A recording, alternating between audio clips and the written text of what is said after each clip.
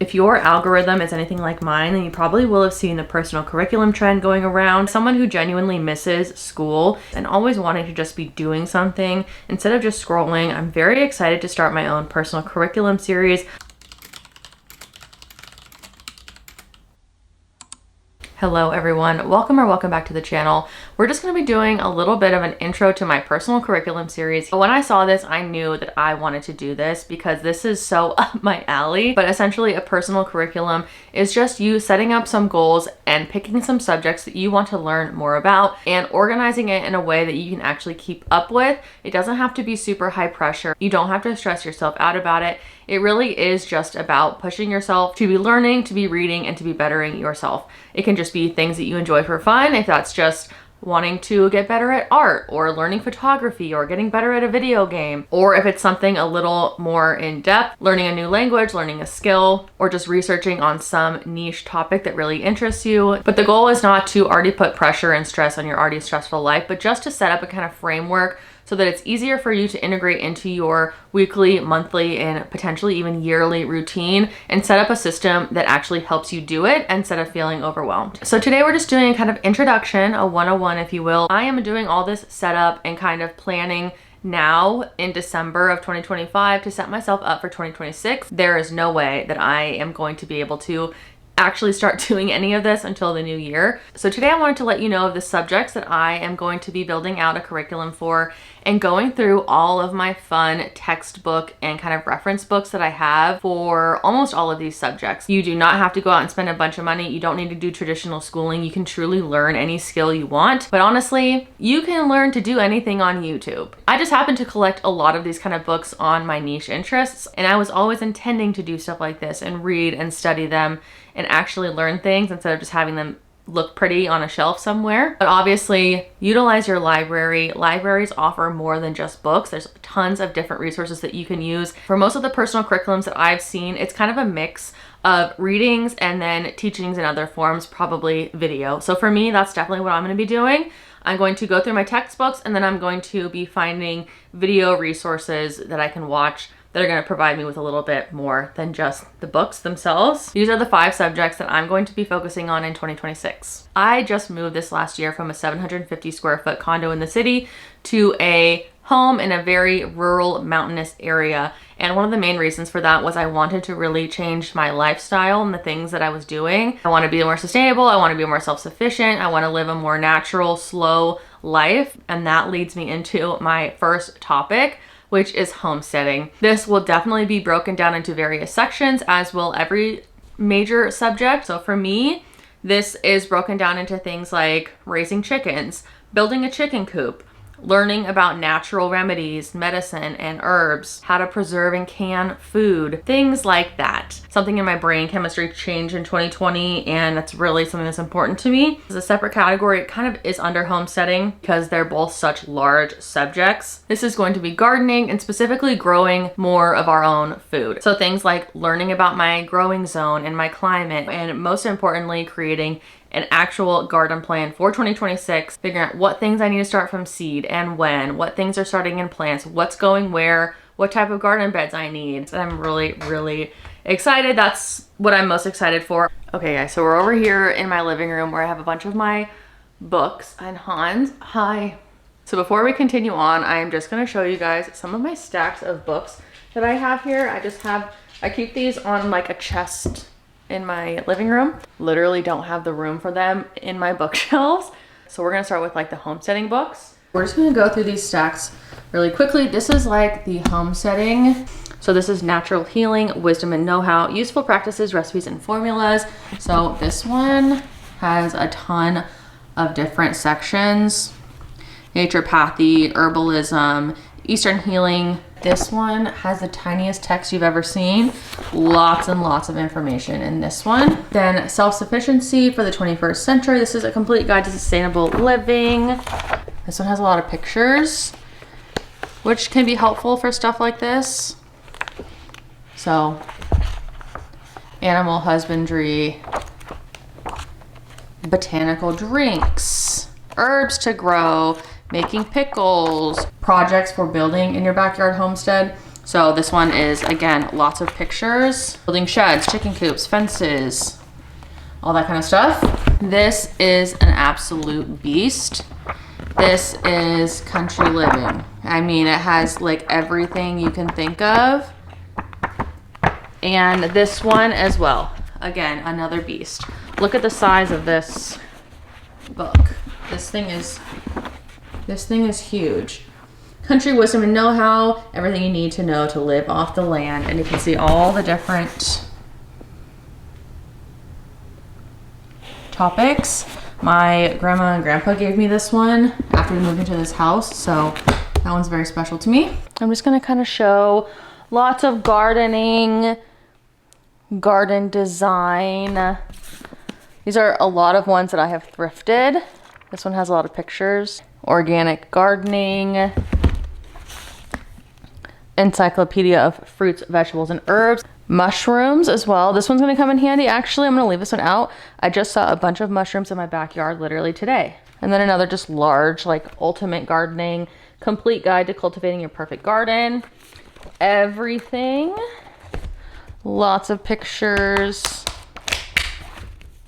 Shifting focus a bit to the next category is astrology and spirituality. This is by far my biggest physical collection I think that I have. I have always been interested in astrology, and I just always pick up astrology, spirituality, witchy books when I find them. I understand that this is getting into a little bit of woo-woo territory here, so I want to specifically learn more about my chart as a whole, my numerology, and how I can apply that to be the best version of myself. How can I be a better partner? What types of strategies and things can I be doing to be my best self, to put out my best work? I feel like I'm doing what I'm meant to be doing space in life. For me, understanding kind of why I am the way that I am with things like numerology and astrology is really interesting to me. So we're just gonna go through my little stack, starting with the cosmic calendar, using astrology to get in sync with your best life. Some of my favorite things about these books is they have the illustrations a lot of the time. Another Goodwill find, the Element Encyclopedia of Birthdays. So know your birthday, discover your true personality. Some of these are just kind of more like you just look up your individual day and like people that you know, things like that. But it shows like your greatest challenge, dark and light side, very Gemini. Okay, so we have some crystals in here. This is a crystal guide, which isn't in my curriculum, but honestly should be. This one is very colorful, and I really like this one because it kind of gives you like individual areas of life, how to handle money based on where your chart is at, where your planets are in certain signs, money, professional, marriage, romance, friendship, relationships. This is one of the first ones that I picked up. Like a hefty, very informational, a lot of small text on the page. I like this one specifically. It gives like the moon signs as well. And I love when they give famous people with this specific placement. I think that's really fun. This one is definitely like the Bible, the secret language of astrology, illustrated key to unlocking the secrets of the stars. I really like this one as well. This one has like the different types of astrology. I really like the design of this one. It's very much giving like Greek mythology. This is the kind of stuff that I loved looking at and reading as a kid. And then we have a numerology book as well. I was just talking about numerology in my vlog, or interested in vlogs. I'll be vlogging as well during this whole Vlogmas. I was talking about how 2025 in numerology is a 9-year, which is the end of a cycle. 2026 will be not only a new year, but also the start of a new cycle. It'll be a 1-year, new beginnings. I'm very much looking forward to it. So I grabbed these at Goodwill recently for $6 a piece. So secret language of birthdays, your complete personology guide for each day of the year, your strengths and weaknesses, famous personalities, practical advice and spiritual guidance for your unique destiny. And then a companion, this is the second one I believe, is the secret language of relationships. So same thing, like who you mesh well with in business, romantically, your familial dynamic with your mom and your dad and siblings. This one's interesting because it's basically saying that when two unique energies, like two people come together, you're basically in a relationship. It's you, the other person, and then your energy as a couple or as a pair, you know? So that is my giant stack of kind of spirituality, astrology, personality. The fourth category is not astrology, but astronomy. And I have been obsessed with astronomy and space since I was a little kid. I have vivid memories going up to my parents constantly and asking them, what was out there? How do I get to space? What's beyond space? What happens when space ends? Well, but how do I know when it ends? What's out there? I honestly could just like eat an edible and watch 6 hours straight of like space videos on YouTube. I'm gonna try and be a little more structured than that, but I do have some actual books here as well. We will be using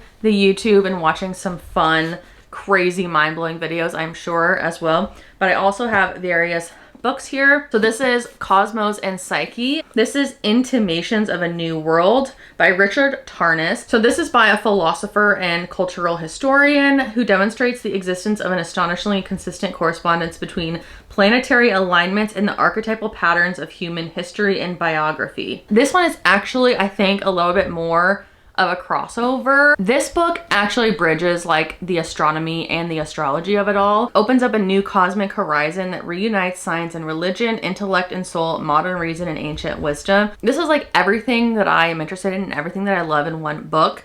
And I just think it sounds insanely interesting. This I'm gonna have to do some more research on and see if this falls into more astronomy or astrology, but we'll see. I've been dying to pick this up since I got it at the thrift store. So I guess this is more of like not straight astronomy. I do have an astronomy book here, but like, I don't know, just the universe, physics, space. I don't know. We have Stephen Hawking, A Brief History of Time. One of today's greatest scientific minds explores such profound questions as, how did the universe begin and what made its start possible? Does time always flow forward? Is the universe unending or are there boundaries? Like 6-year-old me should have really been reading this. Are there other dimensions in space? What will happen when it all ends? This is everything to me. This is another one I picked up at a thrift store.